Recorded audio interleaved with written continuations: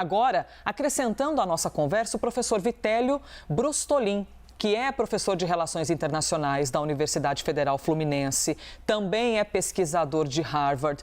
Professor, desculpe colocar essa batata quente aqui na conversa, mas é muito importante que nós possamos ouvi-lo. Uma pergunta, assim, bastante simplória. Qual foi a reação do senhor ao ouvir essa fala de Donald Trump? O senhor compreendeu totalmente o que ele queria dizer? Ficou confuso? Pareceu uma ideia estapafúrdia? Tem algum sentido? É pior do que a gente imagina? Eu nem sei por onde eu começo lhe perguntando. Então, de bate-pronto, o que o senhor interpretou?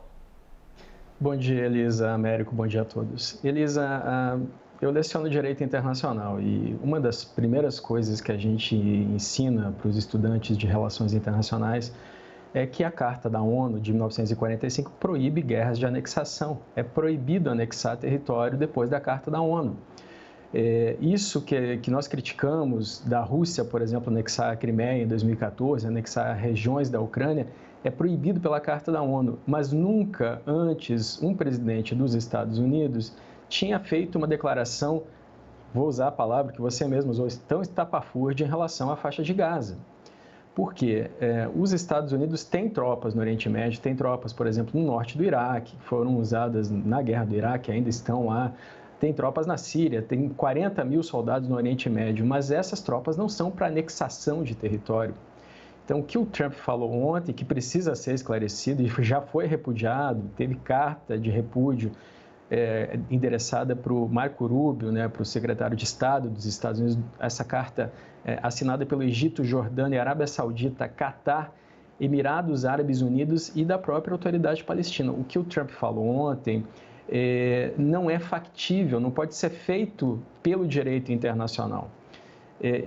Isso parece, assim como falou o Américo, uma proposta lançada lá no alto, na experiência que o Trump tem de negociador de imóveis em Nova York, para depois chegar a algo que realmente seja plausível, que seja realista, que seria, no caso, que o Hamas não fique no poder na faixa de Gaza, que também não é do interesse da autoridade palestina.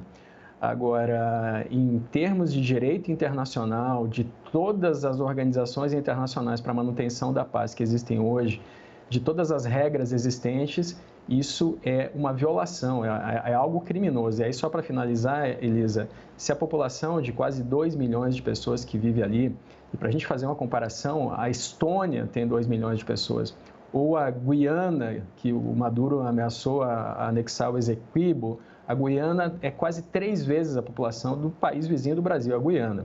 Macedônia do Norte tem 2 milhões de pessoas. É essa quantidade de gente que está ali na faixa de Gaza. Essas pessoas elas não podem ser deslocadas à força, porque isso é um crime de guerra. O deslocamento forçado é um crime de guerra. Inclusive, tem mandado de prisão do Tribunal Penal Internacional contra o Netanyahu e contra o ex-ministro da Defesa, o Galante, por uma das razões é o deslocamento forçado da população da faixa de Gaza do norte para o sul e vice-versa. Então, além de tudo, ainda como que você movimenta essas pessoas e para onde, né? Que os países, como citou o Américo, não querem recebê-las, Elisa. Pois é, e qual a sensação de quem mora na região? Vocês estavam vendo ali imagens ao vivo. Aquilo é a faixa de Gaza neste momento.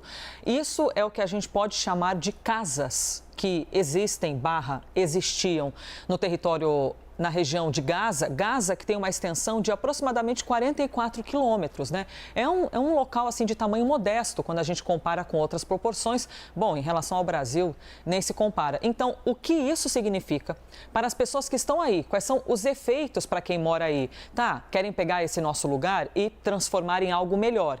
Até aí, sem os contornos todos que nós citamos, ok, transformar em um lugar melhor. Mas se aqui onde nós vivemos existem integrantes do Hamas que estão negociando, inclusive ocorreu a libertação de reféns recentemente, se esses integrantes são sustentados majoritariamente pelo Irã, né, que financia, como é que vai ficar a minha vida? Imagina para quem está ali, andando pelas ruas. Como é que vai ficar a minha vida? Será que isso vai gerar mais conflito, mais guerra? Isso pode escalar para outras questões? Olha, são tantas camadas de um mesmo assunto, por isso que a gente está aqui com os pés no chão, trazendo a nossa maturidade de sempre. Estamos com o professor aqui conosco e Américo Martins, para que a gente, né, Américo, com parcimônia, possa tratar desse assunto. Américo, por favor, venha para a conversa aqui também com o professor.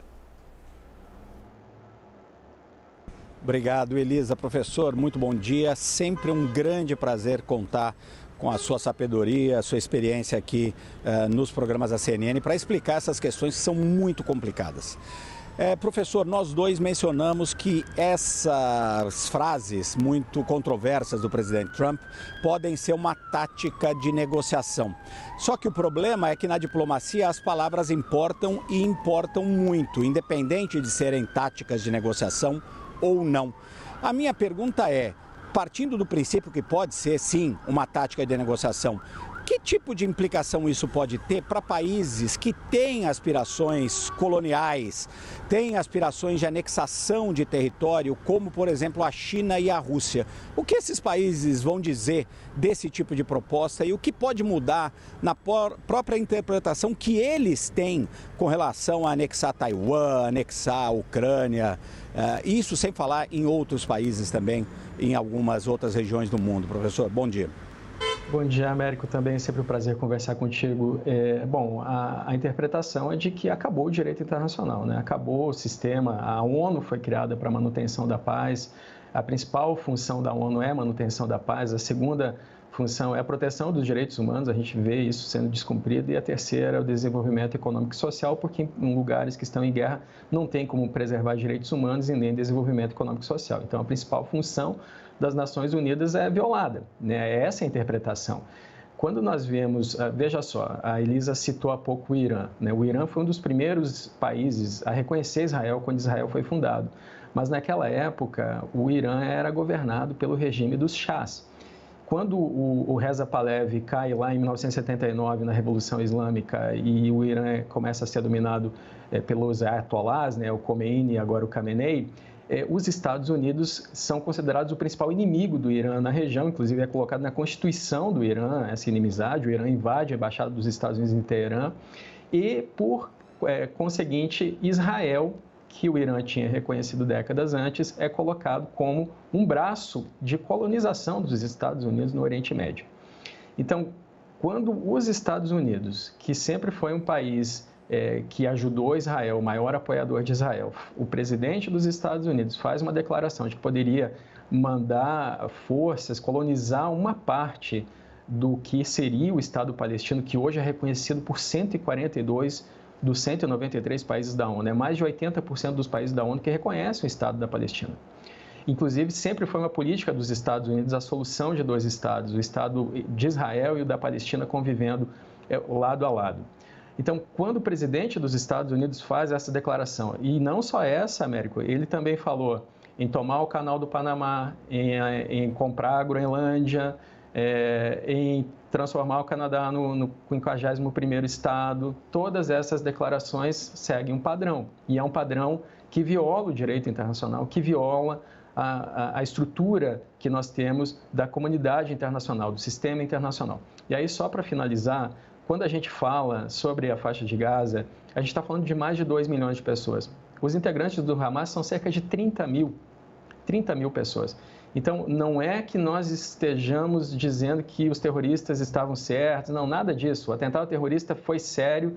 Agora, veja só, são 2 milhões de pessoas que sofrem as consequências porque 30 mil que tomaram o poder daquela região em 2007 nunca mais fizeram eleições e controlam a região com braço de ferro, 30 mil coordenaram um ataque terrorista em Israel em 7 de outubro de 2023, Américo. Professor, haveria alguma condição de Estados Unidos negociarem diretamente com o Hamas sem haver a intermediação do Irã? Como é que fica o Irã no meio do caminho? Porque a faixa de Gaza pertence aos palestinos, né? E é preciso que haja uma paz para os palestinos e é importante separar a violência dos palestinos, apesar da complexidade toda de uma região com problemas assim há séculos. Mas há alguma condição do Irã não se enfiar no meio do caminho? Ou eles também, porque eles não têm autoridade em cima de Gaza, mas eles sustentam o grupo que está em Gaza? Essa é uma pergunta inteligente, Elisa, porque o Irã financia 70%, né, a estimativa, 70% dos recursos do Hamas, do Hezbollah, da Jihad Islâmica na Palestina, dos Houthis no Iêmen, que são grupos terroristas que se opõem à existência de Israel. Então, ontem mesmo, o Trump assinou uma ordem executiva para barrar a possibilidade do Irã produzir artefatos nucleares. Lembrando que a Agência Internacional de Energia Atômica da ONU, a IEA, declarou que o Irã tem urânio enriquecido o suficiente para fazer pelo menos 4 ogivas nucleares, ou seja, já teria capacidade de fazer essas ogivas. Agora, veja só, aqui a gente tem uma questão histórica, porque os Estados Unidos já mediaram outros acordos envolvendo Israel. Então, por exemplo, os acordos de Camp David foram mediados pelos Estados Unidos, foi o reconhecimento do Egito sobre Israel. Na época, a Golda Meir, que era a primeira-ministra de Israel e tinha passado pelos ataques do Yom Kippur, em 1973, poupou a vida de 30 mil soldados egípcios no Sinai, e isso ajudou uma negociação de paz. Depois, os Estados Unidos ajudaram mediar os acordos de Oslo, né, com a Jordânia. E, recentemente, no primeiro mandato do Trump, teve a mediação pelos acordos de Abraão, que foram assinados pelo Bahrein, Emirados Árabes Unidos e Israel. E agora teria a possibilidade do ingresso da Arábia Saudita nos acordos de Abraão, que seria interessantíssimo para Israel e para a Arábia Saudita também. Mas tudo isso pode ir por terra por essa declaração do Trump. Inclusive, os acordos de Abraão, a Arábia Saudita já disse que não vai avançar na negociação de reconhecimento com Israel, reconhecimento mútuo, caso haja esse tipo de intervenção e caso não seja avançada a negociação para o Estado palestino, Elisa. Que assunto, hein, Américo Martins e professor Vitélio? E você que está conosco aqui na CNN Brasil, aliás, bom dia, viu? Bem-vinda, bem-vindo sempre. A programação, estamos aqui repercutindo uma fala do presidente dos Estados Unidos, Donald Trump, que Américo Martins acabara de chamar essa fala, inclusive, nós vimos Trump ao lado de Netanyahu, que é o primeiro-ministro de Israel, dizendo algumas coisas do tipo, por que não fazer faixa de Gaza virar uma Riviera francesa. Américo, por favor. Professor, vamos também falar de um outro aspecto que está em andamento neste momento. Ontem teve início a segunda rodada de negociações, ou mais uma rodada de negociações, para a segunda fase do suposto acordo de paz, ou o que levaria a um acordo de paz entre o Hamas e Israel. Nós temos neste momento o acordo de cessar-fogo, que por definição é temporário e, por incrível que pareça, está funcionando. Minha questão é, esse tipo de declaração do presidente Donald Trump, muito polêmica, muito controversa, pode atrapalhar essa segunda fase de negociações, colocando em risco, inclusive, a vida desses reféns israelenses que ainda estão nas mãos do Hamas? Américo, pode atrapalhar, sim.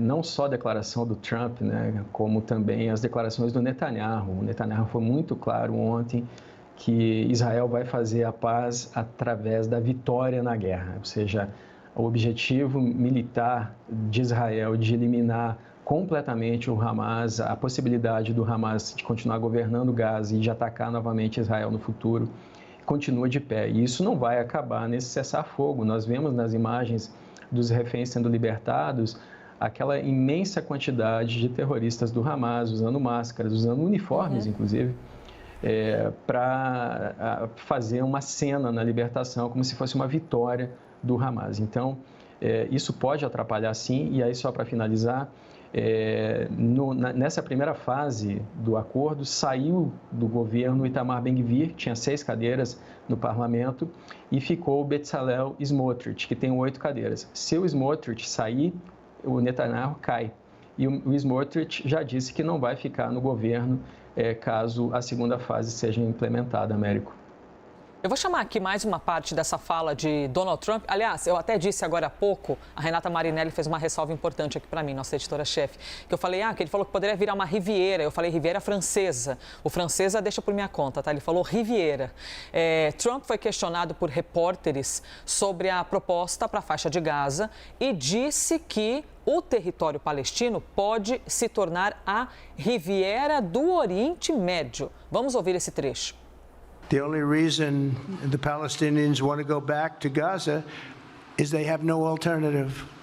It's right now a demolition site. This is just a demolition site. Virtually every building is down. They're living under fallen concrete. that's very dangerous and very precarious. I don't want to be cute. I don't want to be a wise guy, but the Riviera of the Middle East, this could be something that could be so bad. This could be so magnificent. Esta é a fala de Donald Trump. Américo Martins, até aproveito para te perguntar, por favor, como é que as lideranças do Oriente Médio estão reagindo a essa proposta, para a gente trazer também esse retrato de quem vive na região, né? Como é que as lideranças estão vendo essas palavras de Donald Trump? Elisa, praticamente todos os países mais diretamente envolvidos nessa questão, os países árabes ali da região, criticaram as falas do Donald Trump. Hoje, um representante do Hamas disse que isso reflete uma profunda ignorância do presidente americano com relação à realidade naquela parte do mundo. Ele lembrou que aquelas são terras palestinas e não são terras que estão abandonadas e que podem ser ocupadas por qualquer outra força. É ali, ele lembrou, que os palestinos querem criar o seu Estado no futuro. A autoridade palestina, e aqui é muito importante a gente sempre lembrar, Elisa, a autoridade palestina não tem nenhuma relação com o Hamas. A autoridade palestina é o braço executivo do que no futuro seria um governo palestino num futuro Estado palestino. Eles basicamente hoje administram uma boa parte da Cisjordânia, não completamente, porque parte dela está sob controle dos israelenses. Inclusive o território é diferente, né? A faixa de Gaza, como você mostrou no início do programa, fica ali ao lado do Mediterrâneo e a Cisjordânia na fronteira com a Jordânia. A autoridade palestina também criticou essa posição do presidente e no passado, nas últimas semanas, já havia alertado que essas declarações de que os palestinos poderiam ser removidos para a Jordânia ou para o Egito, que isso poderia ser interpretado como uma limpeza étnica, como eu já disse aqui no início do programa, que é a remoção forçada, ilegal, portanto, de um povo de determinado território. Os governos da Jordânia e do Egito, como o professor lembrou, assinaram junto com a Arábia Saudita, Emirados Árabes Unidos, Catar e a própria autoridade palestina uma carta para o governo americano protestando contra essa ideia de remoção forçada dos palestinos. A Jordânia e o Egito são contra essa ideia, inclusive porque isso poderia desestabilizar internamente os seus próprios países. Nós não estaríamos falando de uma imigração orgânica e organizada, estaríamos falando da remoção à força desses palestinos que seriam acomodados ali por desejo do presidente Trump no Egito ou na Jordânia. Os dois países se dizem contra esse tipo de remoção forçada. E eu queria destacar muito a posição, o professor lembrou agora há pouco também, do governo da Arábia Saudita. Soltou uma nota diplomática bastante forte dizendo que não vai reconhecer o Estado de Israel, que é um objetivo tanto de Israel como dos próprios sauditas e do presidente Donald Trump, a normalização de relações entre Israel e a Arábia Saudita, mas os sauditas dizem que não vão reconhecer o Estado de Israel enquanto não houver uma proposta concreta, factível e com prazos para a criação de um Estado palestino que viveria em paz lado a lado com o Estado de Israel. Esse é provavelmente o ponto principal dessas falas, Elisa. Esse rompimento com essa ideia da criação do Estado palestino por parte do governo americano. Ontem, o presidente Donald Trump deixou claro que não tem o menor interesse nisso, não vai trabalhar por isso. Então, se alguém tinha a ilusão de que ele seria uma força ali para ajudar na criação do Estado palestino, o que levaria lá na frente ao fim da violência na região, essas pessoas vão ficar profundamente decepcionadas porque os Estados Unidos estão rompendo com essa posição que, como eu disse, é uma posição de décadas dos governos americanos, tanto democratas como republicanos. Além de nós estarmos aqui neste momento tentando compreender qual foi de fato o foco da fala de Donald Trump, a pergunta máxima, imagino, seja: se Trump intervir, né? Se ele venha fazer alguma coisa, isso vai melhorar a condição da região ou vai piorar o que já é humanamente terrível, que é essa imagem que nós estamos vendo ao vivo, aparecendo ao lado direito da sua tela. Aliás, eu até vou aproveitar aqui, antes de compartilhar a pergunta para o professor, algumas coisas são óbvias para muita gente, mas para outras nem tudo é óbvio. Eu estou aqui com um mapa da região do Oriente Médio.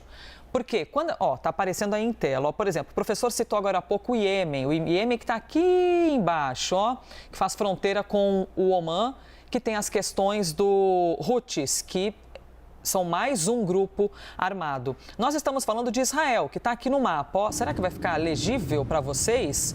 A gente continua ainda com o professor e o Américo em tela. Ó, aqui está Israel, países do Oriente Médio. Aqui está o Líbano, aqui está a Síria, Iraque, Kuwait, Jordânia. Ó, aqui do ladinho esquerdo aparecendo, eu vou circular também, porque é importante para a gente ter a referência. O Egito, quando a gente fala da Arábia Saudita, olha o tamanho do bichão que é a Arábia Saudita, olha o tamanho do território que é a Arábia Saudita em comparação ao território de Israel. E aí, quando a gente fala, né, professor, especificamente sobre a faixa de Gaza, a gente está falando, no meio desse mundão inteiro aqui de países, olha o tamanho da faixa de Gaza. É isso aqui, ó. Vocês estão vendo? 40, aproximadamente. 40 quilômetros de extensão no meio desse mundo. Bom, faltou circular, não posso deixar de fazê-lo, hein? O Irã, que está aqui do lado, que é o que nós estamos citando, que é o inimigo colossal dos Estados Unidos. Professor, qual a chance de palestinos... Eu sei que é uma pergunta complexa, visto que nós nem conseguimos entender direito qual o objetivo de Trump, né? Se é um blefe, se é trazer o debate, se é depois dizer não foi bem assim, não foi isso que eu quis dizer, né? E na diplomacia, isso não entender uma fala na diplomacia já é uma guerra, né? A própria guerra já é não compreender uma fala. Os palestinos ficariam aqui? Iriam para outros locais ou nós veríamos aquela condição de limpeza étnica, como vocês acabaram de citar, de mostrar mais uma vez que, ó, você é pobre, você é miserável, então é a gente que decide por vocês, tá bom? Vocês não têm palavra, vocês não têm voz. A gente que tem dinheiro que vai decidir como vai ser a vida de vocês. Elisa, bom, primeiro, para quem está vendo esse mapa, lá em 1948, quando a ONU decidiu pela criação do Estado de Israel, inclusive presidido pelo Oswaldo Aranha, um diplomata brasileiro, a Palestina tinha uma ligação desse território da faixa de Gaza com a Cisjordânia, tinha uma fronteira entre os dois territórios. O que aconteceu é que nas sucessivas guerras que aconteceram desde então, Israel foi aumentando os seus territórios, os seus assentamentos. E eu vou circular aqui, inclusive, a Cisjordânia, professor, para ilustrar para o senhor aqui. Esse é o território da Cisjordânia. Perfeito. Os israelenses alegam que se eles não tivessem sido agredidos em guerras, eles teriam ficado nas áreas que a ONU cedeu para eles. Mas, de fato, houve muitas guerras, inclusive a questão de Jerusalém, por exemplo, que a comunidade internacional decidiu que ficaria sob tutela internacional. Isso nunca aconteceu. Então, a ONU tem culpa também. Na Guerra dos 6 Dias foi lá Israel e ocupou a porção ocidental de Jerusalém. E no primeiro mandato do Trump, ele mudou a embaixada dos Estados Unidos de Tel Aviv para Jerusalém, reconhecendo Jerusalém como capital de Israel. Inclusive, ele frisou isso ontem no encontro com Netanyahu.